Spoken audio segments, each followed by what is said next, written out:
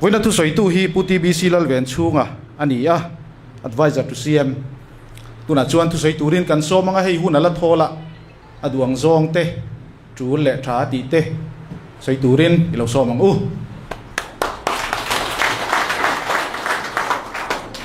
Pu chairman kan soi tu te kalung rual pui te voi nia thu soi na hun tra kan han chang te hi lawam ka ti le maya kalau vui dewa kan staff department ne na hian sarkar ma chuan hladin deuh thaw khamin soi tira kan sarkar ta chenga thu soi na hun min pedu ve ta mi alo maya mi ai kalin voi ni min soi tira emergency in helai khen ton huwa le ngal kan soi khiam deuh nge ni YouTube lama da chhuat lak lon ti le bok sia kan thu soi hi a thleng toi ta viau maya chung te wang chuan an chung a po lom thu kan soi voi ne hun tha min han pe hi hun engama chen sarkar na kan lo chel ta mi pui ten min than tlin tram hun pum a chiara azat ve chu voi nia hian kan lo mang pel tarek maya kan achievement te kan ti lo tlin tak te le ma chop te soi tur po tam ome amai ro chu voi nia hian lem harsa kan lo ti dewani point ka soi tur hi ge chu dang lam chuang lawa khoya ma hianin party lang kyang kan nia PAC ro rel po leak thawa walu pane na kan lekha po leak thawa executive group ka thuron post la ni se leak zia le ngala chu wang chuan lang kyang hi tha lang kyang ni ngam lo lo tur ne tharau lam thil te kan ngai kha zo chawa chungin khom ti ani ta ka wang hen rau lo de wa min ngai nge o ka te pu siam ate hian mi hian da sang de lek thina amai ro chu thei top kan chuan la konga voi ni thleng ro rel kan chan na kan thil ti to ate opposition ten min beina sang te kan hua thei pato bin sarkar tan parte tan chan kan la ve thina chu ti lai ro chuan amma sabera soidu ka nei chu ZPM party a hian senior le junior anom lo ti hi ka soinan le don kan chief minister kum som ni som thum lo zui to wanga in ti theite tan mun om lo ZPM hi kal phung thar duwa zom khom tu te tan ani ti hi ka soidua ZPM adin don khan ke ni prism po kha atira jo tel kan ne a foundation din tu ta jinga me kan ne ZNP alo tel ta ka khan prism kha ani nu dokta chumi nuwa MLA kan han chu sanga MP kan chu sanga chumi nuwa ke ni po ZPM kan ron zom vele ta ami mal takin an soitai la voini a hian puitling rual kal khom kan nia ZPM ka zom tu ka hian PAC member ni na kan shuai tu ten min pe ni na min pelo tura ka ngen nuwa champhaya ka hole tur appointment letter min pe miawa chung te awang chon champhai tanga ka ti theilo vain mi in nuai lo in khale chen ka omane mo phurna min pek chin ai jon thei patop chua tumin ma kan lave in ka sia voinia hian elected PAC galania ti tak taka chuan he ZPM interim period zo hen ke ai senior pakhat manum lo PAC apo hian senior junior te kan soi thina te tu te nge kan ni ti ngai to chiang ula ka duwa he ZPM sarkar theina turata na chun za na ngai to na senga tai fara kan ngai to lai khan ke ni ai khazok ni om fathana la soi fote party in lung rual na te sei zonga lom kan lom mi apoi ka tia engma kan thove talovem ni ti voine hang ka soi du ne PAC member kan ni sathia lova policy drafting committee ka tela chutiang bokin ZPM malak na hian ka tello na hi tlem takane star campaigner kan ni te chu thudang ni sela anna tho konga hian ho tu te du sak na changin by election kan nei to reng renga atol rela vuwa kan ni ve thina real by election kan nei po khan media chairman kan ya election committee member kan ni boka maro autonomous district council kan wathana ZPM block po nei lo unit chu soilo district headquarter mi pasari elect kan vachon chailai election chairman khakania LMC khatiang khoba beidonga kan ron holai election chairman chu keima kania tun general election in khan kan nei lai po khan atira tanga top thenga election committee om chun kania fundraising a ka oma kha chen in khan kan ma chon na khan tunge sum tho tho lo ti hi list kala nei ve kane voine hen ka soi du tlat suma tho nem ten han te kan thani in lu man po tho lo te voinia sarkar kan ni veta ka wanga be se na nei lian te voini hen zak ula ka du ne heram siam thatna tura kha le chen kanin pek na kan soi thina mi pui ma kan soi ka do ta ni lo chumi kan ti lotlin theilo ni ne chon zpm atangin ke chu ka tel lawang ti ka soi kha voini ka soi non le lui ngat du ne enge chan kan kal chho zela voini chon junior ni kan hlota sang ni som ni pakhata chan mari wai me hola in mu khom na oma khami awang khan disciplinary action committee in min ko to in soifia na hun kanei to sang ni som ni pathum in thandona in than thakhat chi alomin min hek na wangin elected OB te so cause notice ka campaign lai min ko honga ka in soifia to boka ma se voi ni anti party che tam takhi PAC member ni chuin khade khan min tingama kani na min li sak tu man malak nei ka sia voi ni party against che te soya pianga malak ngam lo bi kan nei te he hi kan za ngoi ngoi hun to ne ram tha hi kan du tak mewem voi ne ka soi tur ka soi don ka ti chan chu voi ne hian party thuak bur an ti PAC han senior most kan itlat ka meeting telza tello za ve hiran ne arel na kan tela kan soi zong zong ta ka kan soi ve ngaim enga tinge leak out kan ti reng bi ka aron thu phave reng lo ten ke ni ai shom for khan men an soi kwal zela chu ke mani le ke mani kanin ti thai ton kwala aron lut tharte aron lut nu nung deute in ti senior siak nan kan lamang tale ngala voyang zat nge helai mun nge hen tlai dar li chuami pangal le kan thut kha atam lutuk zpm hian kong bum bo tak tak kha zo chho nem lutuk khati lai zong khan enge kan tum kan ti chu kan be ram na khe nge chan kan chu heram hian ma son ve se kan du ne kei ti thina te pathian be kinin khoma pathian thu thadak tak soi thina te thu tha ngai kha thanga te kan an ti khoma sarkar na kan han changa achu hel kan ni le ta fur mai boka dot soidu patling na kala mu ve lo hetiang tu rem ni ron ti te kan an sui zawn lo nei ker kur vek boxia zakula ka du ni voine hian voine en khan tin te hian na pakhat MLA na thok ve to chumia chang chon cheng so mala ti soi turin che chuan kan bang halang ti tak taka chuanin kan chua ve na zong zong han party tang hian cheng khat pok na bil ngai reng le nem a chuak la le chuak thui chu kan ni ve bok marain khana khan ni som thum pariat ka wa cham chilane party cheng khat po min pem LMC a top thak khengin silent hours thleng thakin ka wa che ka min no choka ka ron ho be khan party in ka thlen man po cheng khat po min pem POL hei hi fuel man tin kan la ve to ngai reng em voini khat kan zina thok rim kan in tiem em maya chan vo nei tura kan in ngaya eng vai na kan tlang out thin soi pui tu nei ve lo te pachia te mei thai te ta na lo mi kan au tun kum nga chung hi mi kan be sei kum som nga dang lo kal le tura kan tu le fa te ta na lo mi kan au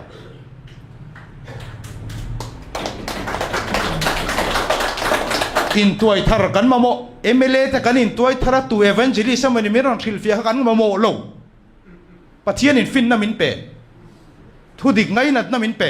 chumi ti du lo tan khan aba pian thar tu teilo dik na po tran ngam lo kan ni chung chon khoya ma khan tu wengang miro pui pon min thil fia sela khoya ma kan piang thar don chung lo kan ni tin nuna pathian mela lang reng em kan na tho na hian mi zong zong ava ti lom thailo pathian thu zoi ka soi ve don lo voi ni chu mi ti thin rim tam tak kan neng a tul ke tani ram kan siam thadu si chuan chu ta chuan pu chuam nei tum te mel khia tha nei tum bik te kan va huai huai kan shelo om ani maya ama ro chu kan khe chi yang lu tu ZPM kan sarkar ma po kan sarkar development hi mun thuta va enfiale FIR kan nga lu tu eng wangin ngerin lian la silo khan in tun anticipatory belalak tu nge petu he ZPM sarkar pian nan nilo mi puisum ei ru tu te hi ama kan mang thau khan kan nga mangai kan in soyang kan ni chon si lo chon nge hlok na sarkar thut vereng hi mani nu pui fanau te kalsanin chun zanin ina zinga tengin min bo ma enge kan hlok ve na tu e mo vati lo ma tu pol pol e mo vat chai kwal ti vel te ban sana hun to MZPMS ti vel va in tu ma kan sarkar lo za in voi ne ka soi chiangam lo va beton to su tu man kan ma mo lo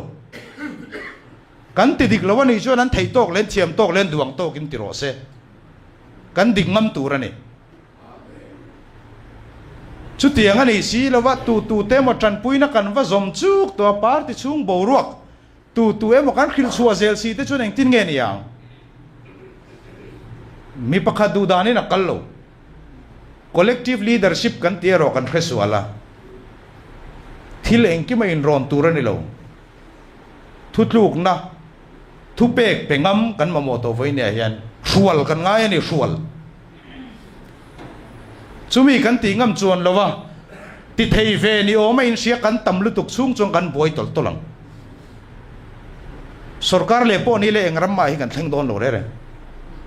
eng ma ti ve thei lo tura sarkar tel reng khai nge tangkai na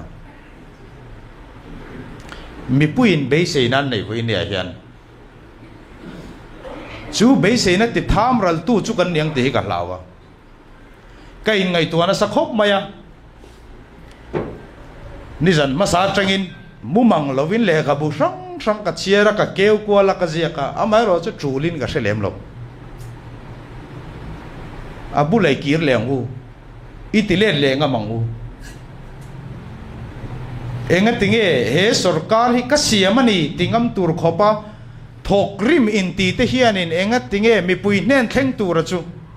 party chan ai ve lom te kan lo te kan thorim ra lom te kan lo te kan thorim ra la ta thewila in changa nge kan party wa karte yan chanin nei chiang em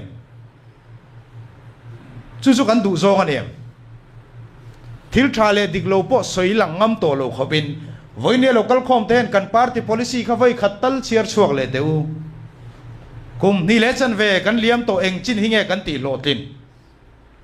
kan ti lo tu ri kan ti treu to kan soi reng lo hi malak ma sa kan nei treu to huaisen tu ra kan in zir tir na te sarkar na thok ten he raman ti che je hi politician chawan ni lo ti kan soi na zong kha voine je sarkar na thok thun wa ya kanom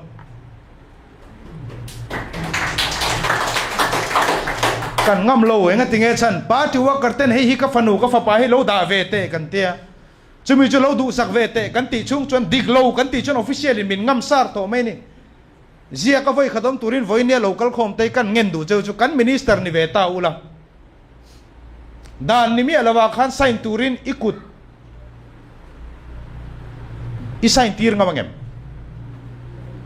chu tiang ti tur chon kan nor lui thina ni kan minister te hi nga tinge ke mani huna lo khenta ka wanga ke mani le ke mani hi enge ni kanin i exam big khoi thiang la wanga tinge kanin ngai mi punan ti ve thowa lo mi ti yang thowan ti chu pu PL na kan sarkar tira so yang che kha ni mai kal phung thar ming voin thar tak tak chuang si lawin kan sia manga ti kha voine kan din muni nai le ni ke chu ka chan nga mangi ti se long u với nên ai ôm mình thần te hianin kan nei thei lo tha tha kan lo nei tharani chuan min kok ngam ro ngatinge thil tha kan ti chuan với nia kan du kan emele te poni se kan party workers te poni ula na ba kan zong lo khotlang ma son na kan zong lo khotlang ma son na lam ai chuan helai hi siamil na min pe theyang helai hi ka dil ve chon na ka mu theyang mo chumi te pol chu kan ti lom thei chon ni chung kwan hung de wa chumi pol te chu ne ti vel mai men ro kan rel mai mi puin min nuk mai mai ni mi pui hi nuk ngamang u kan du da ni kai suai ngamang u kan sarkar nuwa ling road ringot po engzania kan pek to na ba da tang pon vai bel se somli pariat kumin ne som sari pariat noi sang nga sang ruk man kum khat lo nei na turi kan lai kang nem sak lu to corruption lian pu yani heng te kum som ni liam ta khan kum tin khati zat khan lai bok khoi ka kan fe kong chu that chuan khoi ange kal ma se kan an thira kan minister te nen nor tu chu agriculture ling road themi ling road mani na zum nan kan mangani hi ramma son na puitur ka kan cluster base zau base in kan kalanga chutiang zawa te chon ma kan dang ti kha tunge soi lenga mom chu chung kan zau kal po that lo na te chu voinia hian na thoni to rengem khotlang ma mo an ron soya mla ten he an ron thena mla ten kan then khom chu enge hall voinia kan ma son na tur tho zo zai luang ra la hi thirula nuai lir nuai li le sing riat chuang voinia hen man ra la ni to kan lei ba ri ngota hi ma se chun chu kan tu le fa te chor phak tur assets kan siam rengem nge voinia kan fa ten lo thang le na kan ta na liability lei ba ni mai tur en kol ngai ven zui ngai a bila kan tholo in siam thale nga bang u voinia hianin khang lei ba kan tia te khangai tu ma ula kan na thona sang hi en ula department sang kan malak na hi I analyze nga mang u I soi khom nga mang u sum tang kai lo ka ti me ge chon ma se kan soi sel ngam lo an na ka chan ve thei don chuan chumi contract na chu kan lo chan ve thei don chon poi sak kan nei lo sim enga ta na man tur nge lampo kan slok lo kan bo zui ngar hei hi ka project ve ne hei hi ka mu ve tur ne heta minister planning a khotlang in ma kan son pui don em kum som ni no hen enge return min pek ve don he investment kan nei hi alo kir le tur eng zat nge ni ti ngai tuang am voi ne kan no mithiam le khathiam in tibik te kan ni lom ni kalta te ang bok ba kin malak na kan nei lo reng thil tha kan soi thin mi pui ma thil tha po ti tam tak kan ne kalta te ai chon voi ne he kan lat tha thot ma se kum ni le chan ve dang lo om le hen tu na kan kal chon kalta te ai chie in kan chok nga soi tur kan nei lo bokam ngai kan soi ngam lo wa voinia ministry kan ina lam ka soi lo he party a hian elected kalani ve he ZPM hi pakhatani ZNP siamani lo MPC siamani lo Exodus siamani lo khang mi te khom ni se ke ni kan ron zom teu lo eng vai ne sang ni som paria da bo kan zom ve lo party tang rual pol kha kan du lo pakhatani kan du ni ZPM hi registered party yani jon ke ni bo kan ron lut mai ni tu na hen ani na tak din muna chon du lo inang duinang silo om kho mang veling kan la ta la ni Congress MNF du lo van kan kal khoma a kal khoma te kan duinang chuang bok si lo wa chu tu nge min ko mu don kan soyang hian kan ningam don em ti voi ne ka zo du cheu ne kan duinan miau si lo chuan enga nge li kaut lo te lu lang kan ro rel na kan lung rual miau si lo chuan enga nge kan thu ziak te khamin he na thlen lo te lu lang kan lung rual lo wa mai ne ma ni ngai da na kal kan tuma kala soi mi lo ni kuma November tha po advisor to chief minister atangin ban na ka thelu ta zona tam tak ka dong media hoi min thu chil ina ni se min kal chil voi khat po interview ka pelo kha ban na ka thelu ma khan PAC meeting a thakhat ma in ka soi lok vek to thakhat chuang chung khan kan throi tu te tu ma hian bang su min te lo re kan thelu ta chenga thil dik lo tiom far khanin lai lak lo min khai reng rengot me ato pa kan zum le ngai kan lung oi lo wa kan lo he party siam thatangai a administration hi en thatangai kan ti ni kumu patak tak te point ne in zom khop mai maro cha thang thar te hian be sei kan nei ve to hera ma hian sang kha zakwa somruk paruka khan pulal deng ha kum som thum pasari chawasin ani puar zamoya defense minister ani han kum som ni pariat chawasin ani voinia kan senior kan consultant puk ene ta kha speaker khan kum som thum pani chawaniang voinia kan leader le kan chief minister hi Mizoram Congress MPCC president ni han kum som thum pali chawasin ani MP ni han kum som thum panga chawasin ani voinia han khatia khan ti le turin kan ngam re ngam ke ni te hian kum no pang te kanin te kan that lai pel to huna mi heram hi kan siam don kan huaisen lai pel to huna hian em ni thuak dai kan ti chu khoi chin nge ni don ke chu mi poi ka soi thina voina bo ka soi le tho mai the a poi po ka ti bak chu hei pusia da ka ma thu le nga la kan nang dewing ka sia kan dang lam na chu ke chu po na ka soi ve lo wa ani po se pia ma cho nei siam that to he par de chunga minzil to ma ya in siam that ngam kan ni lo chuan kan ma hu ni a eng viau lo sarkar lo hi zan khathil thu le kan ni na be sei chu ming that du tai la a MLA kan nia press release te kan siam nga kan na tho te kan tar lang choi yang chu a trul lo voinia thang that lak tu kan chief minister le a minister ten ni kan ai o ten ni chu ten ming thatan ming moi khang kan moi ve ni mai he tamani ngai dana lo ti kwal siam te hi trul lem lo MLA da ka kita chu ta chuan a ti tha ti in ti te tang kai na nei lo min fui por mai mi hring chu a thei de wania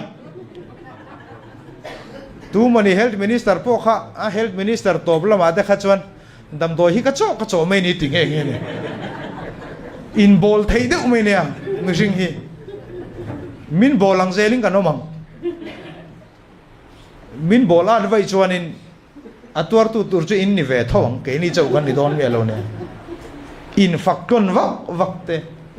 thil ni phung soi ngam lo khopa kan doi je phuna chuan ni na chan vo hlau reng kan om china chuan alo siam deu ni pon min hriat thiam anga ya thu soi thiam min te thil ni na chia ka soi wanga ne kat tuai kum don he ka trong kam bung re na dai thin do ka aniang deu to ba han chua chang hi nei thi na he ro ju min hriat thiam na kan nge na ka du wang reng pon ni big lo ka trong kam hi ziak me wa ka da pe ka chiar thiam mi lo ne moi nai de wa ka ti don ne trong kam thiam ina dai lo wa khalam kha thil ni na soi pop mi kan ne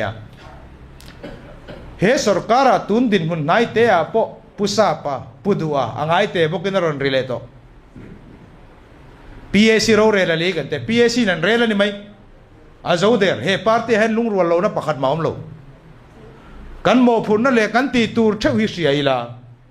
a rel tu kan ne rel tu zinga kan oma kan din pui tlang ngam bek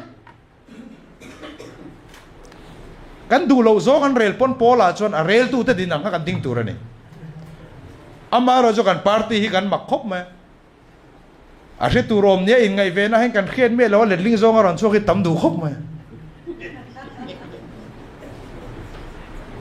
nomination committee rondinga PSC beringan khemia lo ma an thu dola kan khechau ma nomination committee ding ti te ka he khotlang he ram kan da ma sak thina collective leadership kan soi chu aro re lai zo khani a policy matter sakhani abak zonga chuan chief minister a thu ber party president a thu ber an duang ang min kai soi thiang ma se mo phur nan langam tur ani a mo apo an kutani an ro rel kha kan du dan po kan soi thiang chung ro rel na chuanin nang le ke hian enge kan ti thei ve unit level a block then khat an ron kala unit then khat te mani mla hek ten ron kal mani zinga kalotia kho pakhat mi chu in mla hek tur chon voi khat marong kal to su ka ngai thabok lawang sok lo ka tin mani mla te kan hek tur ani lo kan tho pui tur te ni kan duang ani lo chon kan lu chi lang chu kan soi ho wang chu mla ni tak wang khan heng ki ma ti thei bik lo a har voi le khata thil garon theng thut tur ani lo nga re ngai ani mo lok na kan lo tel ve tura contract te poni se nga re ngai ani mani chana lung oi lo ni chuang khan lem lo mi chana lung oi lo lir kan phu mur ma party officer ron kalila chu kachanga kalom khop mai ti ni reng lo mai ani chuan chu po thok to sin an te lung oi lo mel bin phu thun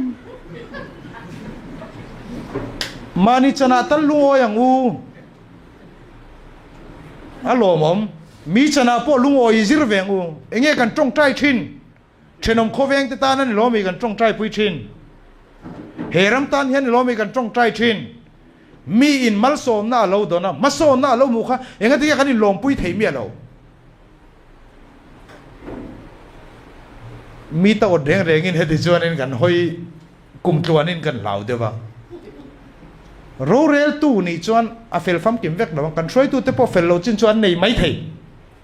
ma se voi ni thengan ti na hen ram chuan ma son si ni hi huai le zual turin inner khom zo ngu zet anron kala party chen khatin minron phone na ante chu sin enga tinge kan trevelo mo in la khelo mi te in te ro khile shep selma kan sia reng lo thil kan sia kan khrema thu vei vir hi chu kan omani heng mi te da ida thanga mangu trong ka moya niam ka khelo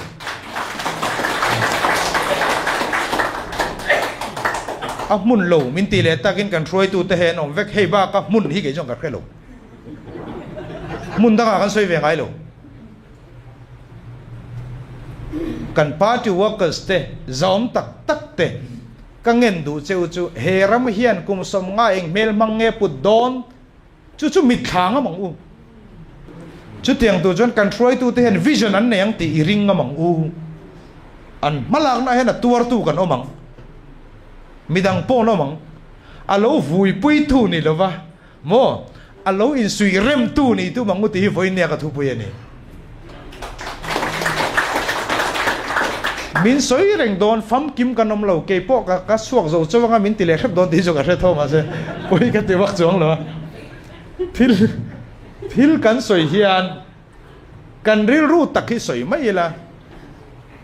ril ru lo soi hi om je nei lo email che si min ti pon huat vak ngai na om lo wa thil ni na soi hian a huat tak thei lo re aru kin mani kan thin rim mai nia wa huat viau tu jan ni na ni tlata adik na nia maro chu kanin fak pora kanin fui pora a lema kanin ti hian do ta ni ti khiat le si hen in huat na du khop mai adera nun lem hi ban sana hun to chu tiang bokin thu dik tran ngam lo tur khopa in ma ading te hi kan omin ka ring big lo thu in mu lo tam ta ka om fo bang unit level a pom block level a pom zo nu phe jo tam lu tu qua tôi mi là ne zo nu phe jo tam du lu tu party ta ngai ren rol de wan ron soi phe cho ne tak mo ta kan phul hui zel me a ten phe jo sil da huam kha kan no ne ya kan block president lo nui ring view le nga le he te ro no ma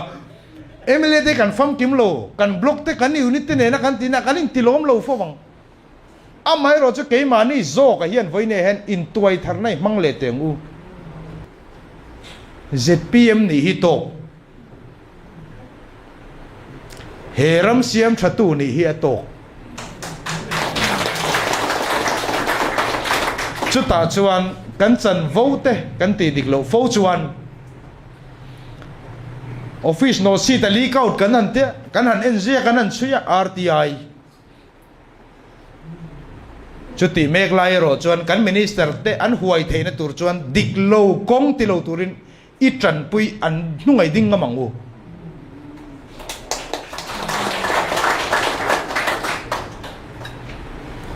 OSD to Chief Minister chung chang re-employment chung changa me ni som ni pathum RTI alut zir top lai ane inri ni cholni ni som ni paruka working day masabera phek somruk pathuma thui RTI kan chang mal theini thil dik lo hi omani top mai min fui portu hi no mani kan in lung rualaya in lung rual lo du hi chu no mani ma se kan throi tu te chu tiang khoba an om lo voinian nunga kan din tlat san hi enge kan ti chuan dik lo an ti chuan a top thei kan do bok kan tran mol top lo nang ni pon min tran mol top su ka ti ka voi tam tak he party hian wrong decision po asiam ve to kan phak to ka advisor kan ni na ngei point hei hi chu ken ko lo wa tha ka ti nuwa kan boi zia hi karil ro ka ngai to thum ni kan boi to party thu oi ka kan ni to lo party min control to lo finance department chon chu ti za tan ti revenue department in chu ti za chun plot len pui ta kha te chu om lo mai lan ti don thau tho sarkar ya kal phung ani sum khati zan man ral ani don chuan ati tu ra khanom tho tho ma se chung thil ti te chu dik taka man ani em lang kang ani em an na thote voin ya hian kan bial thewa hong u tunge thok tu hi izo chuak ngamang u an DPR kha kan vat en ve ngai lo kan chiam kher lawang in plan and program khoi mo calendar ron la te u ti u la voin ya an zo chin tur zong hi contractor hian an pevek chumi thachung chon heti za dan zo tur ni chumi thazung heti za dan zo tu ni chumi ti lo chu i warning i penga mang u voin ya hian chu tiang kan tingam lo zen heram yang tin kan siam thatang ei ruate kha kan han nor tom to ka mo ai kala top kan lom office kal hun biadik kan lom ma se khalam reng kan hoi talawa a review wa om hek lawa voine officer an kal dikem kan ngai to pe lawa voine ai kal lanom le to kan omem kan thriatiro ma se kan nor lo ke mani pona to kan ti to ming that kan la to ai kal ti to ngam kan ni to sarkar office kal matir ngam kan ni to ma se poimo bera chu sustainability ni chu dai reile tlo zo system kan siam rengem kaka kan policy in ziak zo kan ni chumi ti tur chon voine in ma thu te hi anor kal ngai vek in nor ho ton vek tur kan ni chu kan mang ngil ni nia tiro chen khat te chu contractor noi som ni mana mojan party office po kal man to mang lo kan sarkari ni nge ti phe chu kan ngai to lo sim a chen phe chu noi nga manan mo kan lom lu to ka kan sum nei chung jong kan bo wa kan man zo vela party office ka la mu lo khim an ten ang le minister he nan tan khum le khatiang mi kha ini lo nga mang u ho u kha chen kan chan to lo ma le ka tu soi ma saka ka soi tong khan kum som dang chu I chan bel le nga mang u ho u chu ta chuan ni heram hi that don ni mi pui hian thik thu chete me nia ses te kan la kong te kan siam zung vai lo phei chan a hlom to le tu sarkar hian a thona pek tur cheng khat ma nei lo ti hi voin ne hen I khenon leng u sarkar in scheme pakhat kan puanga chu ti lotlin kan du chon khoi mi nge sum kan nei le lama mi pui ta kan va zen saka kan lak sak tho ngai sarkar hian khoi tang mai sum lak na tur nei lo sum nara nei lo khoi khovel po ne ro se khoi sarkar po ne ro se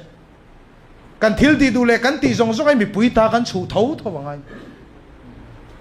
ani lo jana mi pui minga kan bat tho ngai จุมีจวนรีทรานมินเป็กจวนสีเหล่าจวนกุมโซมาเรากำลังให้เฮียนจุดที่จะสมถกช่วงเวทยังตีนักกันในสีเหล่าจวนกัน education system human capital zero life ทะโจกเลยเทียมโจก skilled manpower ให้ที่จะกันเชิดช่วงเหตุให้ดิ่งกัลโปนักคงทะโจก็อมchungจวนเหตุไง economic activity เฮียนินวันนี้จักประคัดลู่เทโลนะจักสมนิตินันปลายเทียนกันหักเลยตัวนี้จุมีจูกันไงตัวนั้นตักกันเซนชวนสีเหล่าชวนวันนักคอนทรักนักตัวก็โจไม่ตัวฮิซับตรูกันหันห่วงเต้าไม่ขบทิลประคันเล็กันสวยดูจู departmental work กันเนี่ยติดต่อปังงูกันเตะเกมันนี่โจกันนี่นอร์เลย departmental work กันนั่นเตะ department เนี่ยมันนี่ทอตูร์ตักกันเราเสียมเขาจะโลกชาดูครบไหม party work กันว่ากัลเฟชเราสวยเบลันต่อปัจจัยเล็กกินเราสวยเบลันมิงั้นน่าถกเวททสีเล็บในช่วงสีโลว่ากวลเข็บข้างซงใครเงี้ยฉันกันดิจน official เตะ control งำตัวขบินกัน minister เตะกันด่าหัวเรื่องมตีหัวนักสวดดูเจ้าเนี่ยทิลดิกติงำตัวรินอันบุลาเห็นกันดิ้งกันเรื่องหัวตะกร้วันเรียลเทนตัวรินเกยจนกะโลละจานเรียงเทปโตบชัวรู้ติงำกันเนี่ยหัวเนี่ยเห็นจูมีนี่เราจนกลุ่มงาตะจรังตะกันเนี่ยอะไรรังลุตุกอามิโซโลมินติปนอีเกยจวนกับเบสเซโจกับจูเฮกันมิโซนั่นแต่กัน culture เตกันนำเสียรังเตเฮงหูชมนุ่งตูร์จวน economically reliant เกยมานี่เลยเกยมานี่ไอเล่บาร์กันอินโตเดลพอต่างไงกูโดไว้สันเทโลค่อยเล่เวลามา BJP NDA กันtingaกันตีunblessing ข้ามาโมเนี่ยกันอินเชียดฟังอันนี้ไม่รู้จะไว้เนี่ยกันโปรเจกต์ซงฮิโลทีร์มาอุลังกันดูไอ้ตำซุ่มกันหูกติฟ้าฮีกันถกเลยเทโลกุมขัดโจตูร์โจฮีจ้าสมปมลงจ้าสมปมจ้าปังอาปกันโจลงกุมนี่เลจันเวชุงเฮียนเองเอชันกันสุรการนั้นถกกัน competent ตกบกโลกัน system อาเฟลไฟล์เลวละอมบกจุดที่อังบกินสุรการนั้นถกินนั้นรอนใส่จูกัน main power กันอินได้โลตีเนี่ย Congress เต้นเทปโตปะ main power นั้นโล downsize recruitment นั้นโลตีโตปะตูน่ะ right sizing มาชบฉลุตุกันในเมกไลน์กันนรลุยกัน minister เตปอนเนี่ยงะกัน department อ่ะตีเนี่ย recruitment นี่สิงจวง approval กันไปตัวนี้มิโซรัมสุรการนั้นถกเมกมุนทุมาเทนมุนขัดโดน approval กันไปตัวนี้คอยกันอินเรนเซมนะจวงคงefficient governmentคอยอย่างเงี้ยสุรการทะโจกจวนรังโจกเลย accountability ตัวรักนี่เสียมชัดนะคะคอยอย่างเงี้ยถกทุนตั้มเมียวตะจวนตรูมาปนเตสเกลเมนั่นเราเนี่ยเฮตาบุกตู้สังบกเฮตาซัพพลายเออร์พวกสังบกรีเทลเลอร์กันวันนอร์เงี้ยละบุกดิกเรากันเตมาเซรีเทลเลอร์มาคันดิกเราตั้มลุตุพูดตู้ caring contractor เช่นใบระบีจังอ่ะใส่หาพูดตู้รินเคซีอ่ะเจงสรีเนี่ยจูโปจูโลกโลกันติงอ่ะมาบุกดิกกันเสียมเทนตู้รินดุลีโลทีนะข้าเจงข้าดุลีกันโลตีระดุลีโลเบลตีรังกันหันติงเอลตักนังกันมอรัลคาริฟอร์มแรงเอ็มgo down level อากันมากันโซนแรงเอ็มcontractor level เลยกันเลยนะหุ่นอากันมากันโซนแรงเอ็มกันซิร์นักมาโซนนักกันติดแต่มาโซนละตั้มตะกอมอารมณ์มาเสมาโซนเลจวลดูตัวกันนี่อินกันเสียจูมาโซนเลจวลนะตัวกันดูขบเรานะทิ้งกันสวยตั้งไงแรงเรากันเชนอมปาทรานสฟาร์กันดีแล้วมินตีสักเทแล้วว่ากันมินิสเตอร์จุดชิงนี่ตุกกันกับฟาร์นูฟ้ากับโฟร์เกรดดีลเวียดนามมุทัยแล้วว่ากันเตตัวหมดทรานสฟาร์ที่ข้องไอ้ตะกินไว้เนี่ยก็เงินดูเจ้าจะอินเมลเครียดทรานสฟาร์ตู้มารอนดีลปุยต่อสู้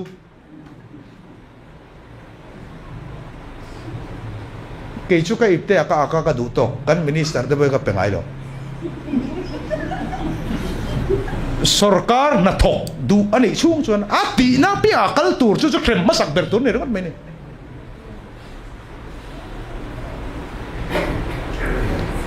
เฮงกันดูสักที่นั่นแต่ที่ล้อมถอปุ้ยเสียมมาในออฟฟิศซัพพอร์ตติดให้ตีปุ้ยให้ตู้นี้ไอ้สวยทีนั่นแต่เฮงซิสเต็มเต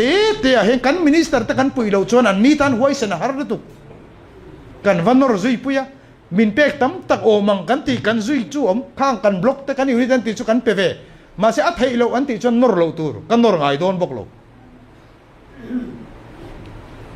เฮ้ยฮิโลมีกัลพุงทาร์เตียกันโลเบสชินักาอามาเราจะมีปนันตีลมเนฟาปอจูเนี่ยกันหันเตตรก่อนจักหน่วยสังขัดหน่วยสังนี่มันแต่กันมุเตตัวเนฟไปนะถกกันเตเอ็กซิคิวทีฟกรุ๊ปอะเตนั่นโฟสักกันว่าZPM ไปหน่วยสังนี่ถกไทยบ้านหันพาร์ทเทลกันตีไทยเมียเราพอถกกันตุ้มแล้วท่าซิสเต็มทัศน์มีกันลัดเดียวกันรำมาโซนนัตูร์ตักกินไว้เนี่ยจังรัวเหลียงอูเร็มนัสยามตุยเนี่ยอูกันช่วยตัวเตะเล็กไอ้มานี่อินคาร์สวยปรชีเลตันนวมตีฮีอัติตบตุยเนี่ยอูตัวมอเสียว่าเบกวลลวินกันช่วยตัวเตะจุดที่จวนนั่นเนี่ยอันติดิกล้อกันดิกเวกล้อว่าตัวมากันมินิสเตอร์เตะบอลดิกเวกล้อบ้างมีขิงกันนี่ perfection นะกันว่าจงอันนี้ล้อมาเสีย better อัดฮัโซก็กันตัวเนี่ยวันกันดินหุ่นจังอัดฮัโซเลยเจ้าละกันตัวเนี่ยจู่มีกันนักกงอาจวนกันดินหุ่นเพลหุ่นอาจวนกันโจเดอร์เนี่ยมั้ยวันรำเทนจูแล้วตุกเกจูเฮเลยฮิกเอ็นเริงมั้ยกันตู้เลยฟาเตอมเวดานตูร์เตอันโคเวลตูร์เตเองฮิเงินรำเทนปุยังตีฮิก็ฟาเตเพย์จูโพลขัดปนนาจิรลอนกันละวยปุยเวแล้ววะข้าโคเวลข้าอีเอ็นโซของอูหูคริสเตียนที่จะกันเฟลคบไหมอะมิสวเลงังปอนี่ละที่โดนกันเปลี่ยนธรรมันจนวันรำมากันอินร่างกายไหมอะมาจังว่ากันไอรูกขบไปกันสวักโลสวลกันหัวอัติสวลตู้กันห้องอัมบกสีละวะจู่ว่าไงง่ายดำเล่ถินกันนี่อัติสวลตู้ไอ้กันไบเบิลินอัติสวลตู้นี่นะสวลเขาหัวตูรตีไล่ขันเล็ดลิงสวยขันนี่จิรตีร์นั่นอัติสวลตู้พอหัวตูมิสวลเลยทิลติสวลตู้กันหัวงำมาจวนกงดิกกันโซละวังจู่ๆพออินเดียเฮียนินไงตัวนั้นทาร์ในตูรินกันเงินดูเจ้าสวยตูร์ตั้มตะกะโลมังกันฟัมกิมเวกโลไว้เนินมาชูเตยก็สวยข้าบุลกัจันน่ะซีเนียร์จูเนียร์ที่ตรงกำเตเฮงอังจีเตฮีอัฐเบร์โลกัน contribution นี่ว่าชวนตากันนี่โลมีประคัดไว้โคเวลที่วิรโลกันสมัยกันชวนลุยๆว่ากันวิรเทศวันนี้จู่ว่างินโถโหนัทรากันมาโมอ่ะวันนี้เห็นกันโถโหนัทราแล้วนี่เร่ๆแล้วมาเสียอัฐโลนัทชันเบอร์เนี่ยก็เขียนตากจู่เลียดินก่อนจักปันนี้มัวเกยจนประคัดเจ้ากันละมัวเตรียมบีกตีเวลไม่ข้าซิสเต็มข้ากลเปลงก็มังหู กันฟาดเตจิรนัทราสุมเซนเลียนง่ายเลยว่ากันไอซอนนะมังกันโจมเวทีหุ่นน่ะกันดำมอริตลานนะหุ่นน่ะดำโดยินจังกางอินเอ็นกอลนัทรากันโดนเวทีหุ่นน่ะกันมอเตอร์จังกางในเตะไตรถเลสปริงเงินแต่กันเตาเกลเอาไทยนะตัวละกงชะมามจุงไอซอนนะกันไทยทาร์แต่กันพูดชัวเวทีหุ่นน่ะอะไรเตลตูกันนิเวกโดนกันมันโมลุตุกเดียววันนี้ immediate relief ตุนทุตา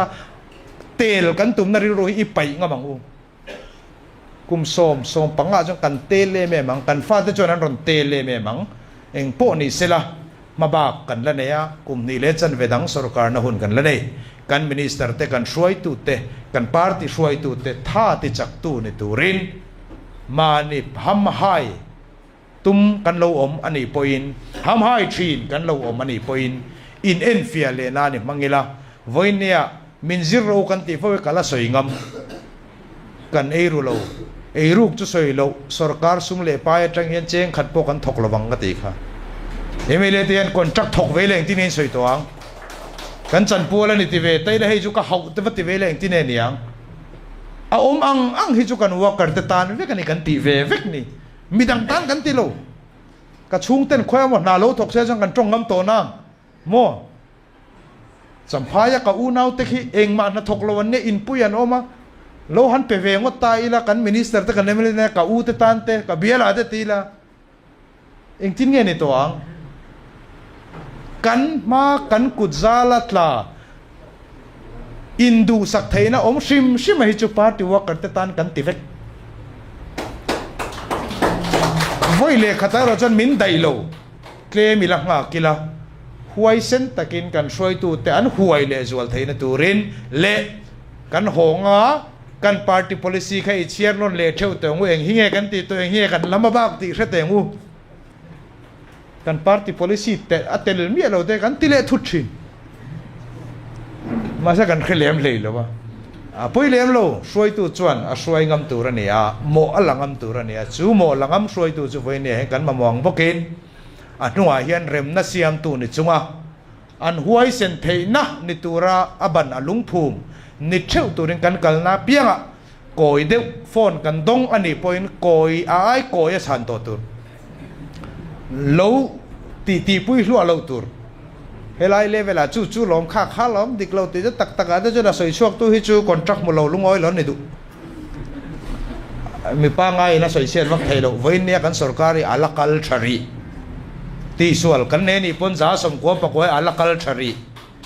chu wangin huai taka kan soi tu tet kal zel theina tura ding het la turing kan gen non le du cheu ani e kalome